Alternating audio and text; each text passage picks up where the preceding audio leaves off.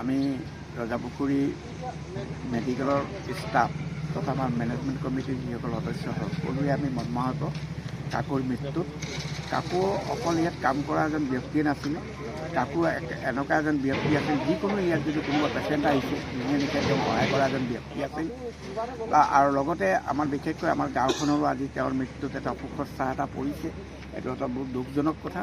গতিকে আজি আমি তেওঁৰ মৃত্যুত আমি আজি ক'বলৈ একো ভাষা নাই। তথাপিতো আমি তেখেতৰ মৃত্যুত আমি সকলো দুখ প্ৰকাশ কৰিছোঁ আৰু আমি ভগৱানৰ ওচৰত প্ৰাৰ্থনা জনাইছোঁ তেখেত য'তে আছে যেনেকুৱাই আছে তেখেত আত্মাৰ সদ্গতি হওক আৰু পৰিয়ালবৰ্গলৈ আমি সকলোৱে সমবেদনা জ্ঞাপন কৰিছোঁ। নমস্কাৰ, মোৰ নাম নিৰুপম শইকীয়া। এনি ভাৰত 24 এটা নতুন অনুষ্ঠান লৈ আহি আছে, জুবিনৰ গানে কি আনে। তাৰ অডিশ্যনসমূহ অসমৰ প্ৰত্যেকটো ডিষ্ট্ৰিক্টত হ'ব আৰু এটা ৰিয়েলিটি শ্ব' হয়।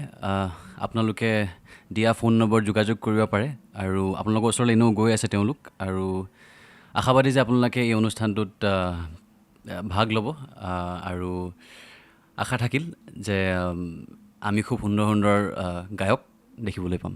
ধন্যবাদ।